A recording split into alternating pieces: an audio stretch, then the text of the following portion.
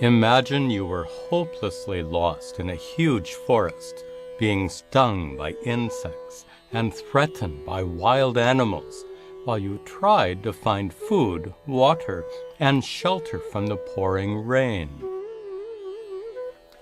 Being lost in a forest like this is an illustration used by the rishis, the sages of ancient India, to portray the struggle and suffering of worldly life. They called that life of misery Samsara. Samsara literally means that which goes on and on. It describes a life filled with troubles, small and large, that continue each and every day, and then the next life, and the next, and so on. Having been born into this dismal situation, we all seek relief. We seek freedom from suffering. And with enough effort, we can minimize our suffering and enjoy a degree of happiness.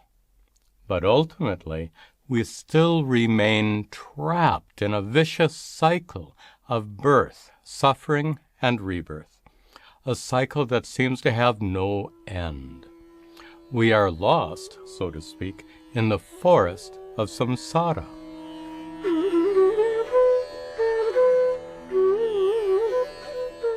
In this forest of samsara, angry bosses, aggressive drivers, and hurtful relatives are like annoying insects who sting you with their words and deeds.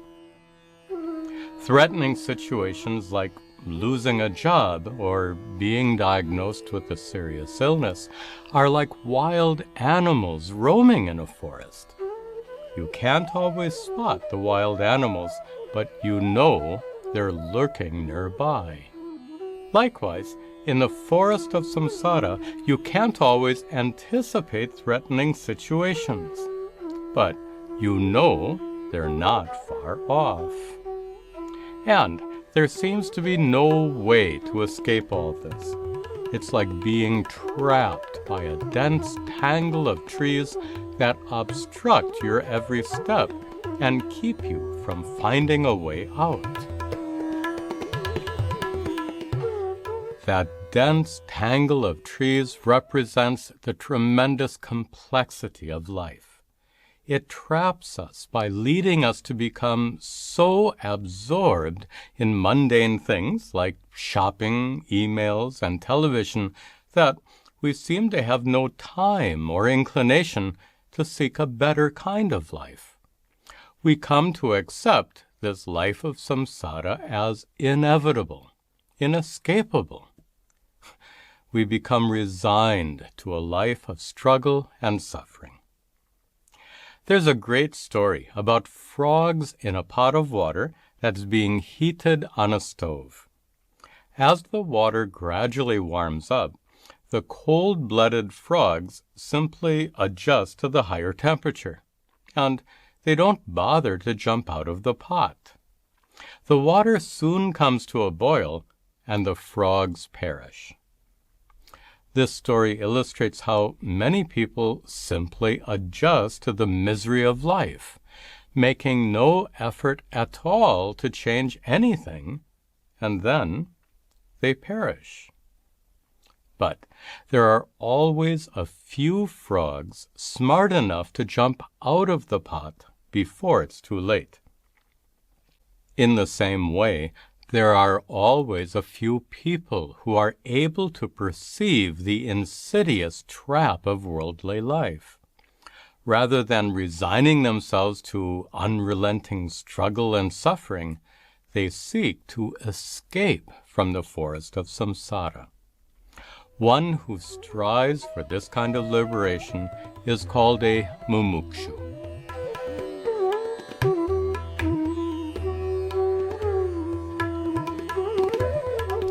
In the forest of samsara, there are many paths going in many different directions. But which one leads out of the forest? Which path can lead you to escape the vicious cycle of birth, suffering, and rebirth? Which path leads to perfect peace and contentment?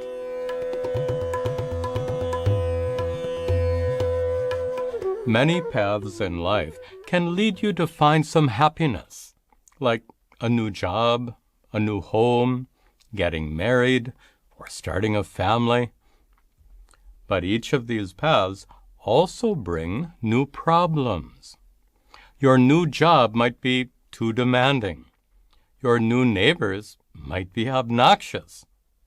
And your new spouse, well, let's not talk about that. Really speaking, paths like these merely lead to different areas inside the forest of samsara. None of them lead beyond its boundaries. None of them leads to perfect peace and contentment. And to make matters worse, none of the paths are marked with signposts that indicate where they eventually go. When you start a new job or get married, you don't really know how everything will turn out in the long run. Every decision in life is shrouded in uncertainty. No path comes with a guarantee of happiness. Then, what should you do? Well, it would be helpful to find someone who can properly guide you, someone who can point you to the path that actually leads out of the forest of samsara. Obviously, such a guide is a guru, a skillful spiritual teacher who not only knows the way out of the forest, but is also prepared to show you the way.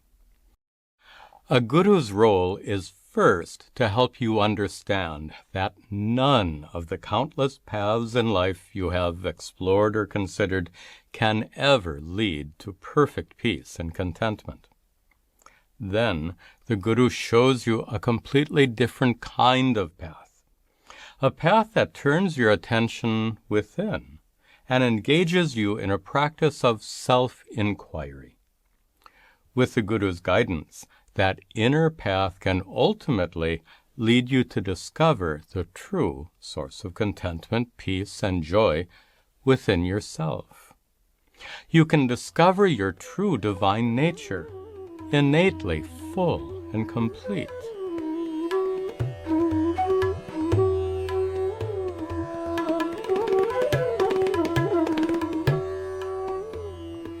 They say, when the student is ready, the guru will appear. But while you're waiting, you might meet someone who looks and acts like a guru, but is not. As you know, there are many false gurus who aren't genuinely interested in helping you escape from the forest of samsara. Instead, they're likely to guide you down a path that leads to enhancing their egos and their bank accounts. But there are others who look like gurus who are indeed sincere about wanting to help you. Yet, they themselves might not know the way out of the forest of samsara. The guidance they give will be incomplete at best. While traveling in India, I was often given directions by well-intentioned people who really didn't know where my destination was. They gave me directions anyway, with all earnestness, because they didn't want to disappoint me. So, if you receive guidance from someone who looks like a guru, how do you know if his directions are correct or not? The only sure way to find out is to follow his guidance and see if it leads you out of the forest of samsara. Unfortunately, you might spend months or even years going in circles. To avoid this kind of trial and error process, it would be best to identify a guru who is truly competent and capable.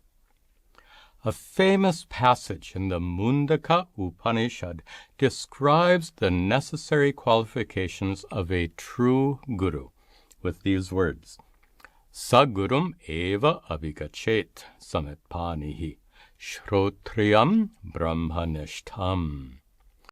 A proper student should seek out a guru who is a shrotriya, well-versed in the scriptures, and a brahmanishta, firmly established in truth. These two terms are very important and must be clearly understood. First, shrotriya. The scriptures are like a map that shows you the route by which you can escape from the forest of samsara. A guru should not only possess that scriptural map, but should also be able to interpret it correctly. That map happens to be in Sanskrit language, and it's filled with subtle, mystifying teachings. Without proper training, it can't be correctly understood. In addition to being a shrotriya, a guru should also be a brahmanishta, firmly established in the truth you seek to know. That means the guru should have already used the scriptural map to cross the boundary of the forest of samsara and reach the very destination that you wish to reach. That destination is the personal discovery of the divinity within, the recognition of one's own true nature as being unborn, unchanging, vast, limitless. This passage from the Mundaka Upanishad also mentions the qualifications of a proper student. In college, certain prerequisites must be fulfilled before taking a particular course. In a similar way, there are certain prerequisites that you must possess in order to successfully escape the forest of samsara. The Upanishad indicates these prerequisites with an arcane expression, samitpani, which means the student must bring sacrificial twigs to the guru. Without going into the details, this phrase implies that you must have enough shraddha, or trust, in the guru's guidance to follow it for a sufficient length of time to reach the edge of the forest of samsara. The journey is often long, so you have to be patient and deeply committed. You also have to be ready or prepared in the sense of being psychologically mature, emotionally mature, and spiritually mature. Metaphorically, you have to be ready to keep up with the guru during the long journey without falling behind.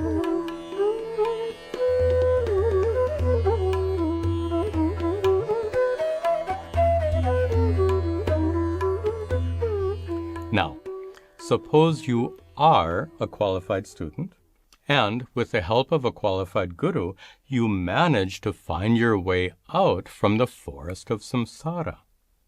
Your struggle to gain happiness and avoid suffering finally comes to an end.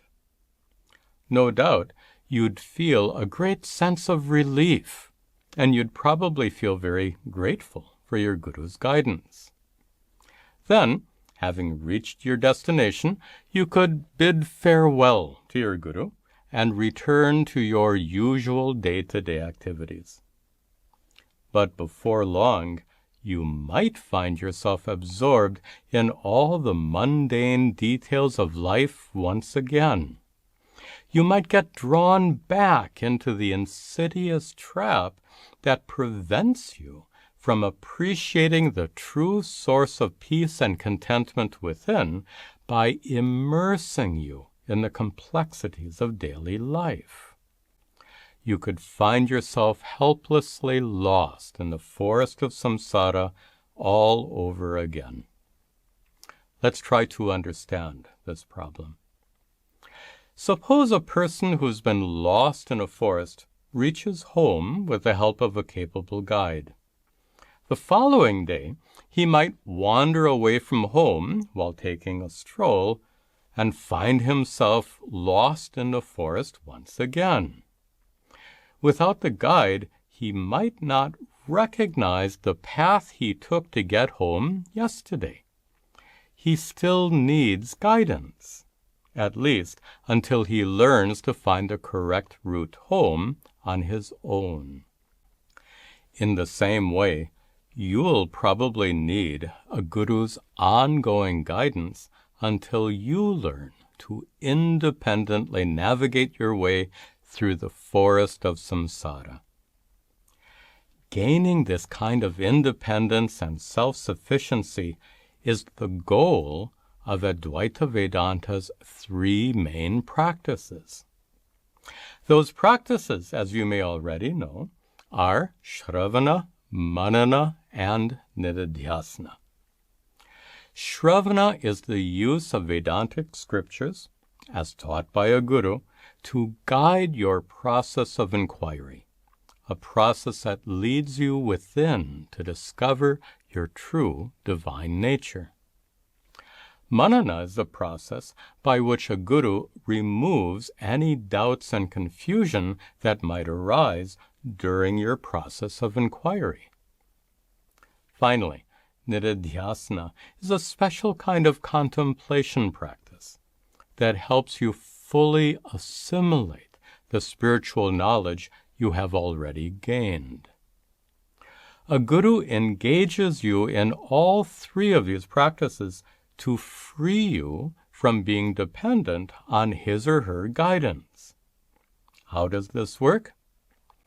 Through Shravana, a guru teaches you to interpret and use the scriptural map for yourself, using English translations if you can't read the original Sanskrit texts.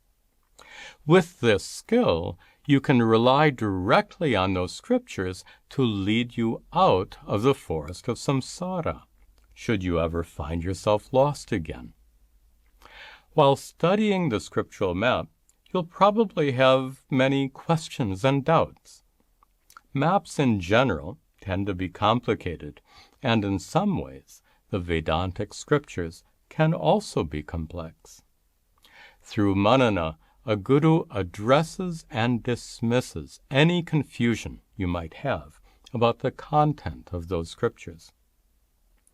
To understand the purpose of Nididhyasana, suppose someone who was once lost in a forest not only learns the way home, but travels that same path again and again. Repeating this journey many times makes the route intimately familiar. Every bend and turn in the path gets burned into his brain cells, so to speak. More than that, the path also becomes well-worn. A rut gets formed in the ground, making the trail distinct and easy to recognize. This repeated journey represents the practice of Nididhyasana, contemplation. In Nididhyasana, you immerse yourself in the teachings of Vedanta again and again, dwelling upon the truth of your own nature, reflecting on it repeatedly until you become firmly established in that truth. After enough Nididhyasana, you will be so mindful of the true source of contentment and peace within that you will never again get lost in the forest of samsara, no matter how complex and demanding your life might be. Returning home to your true self becomes effortless, spontaneous, instinctive.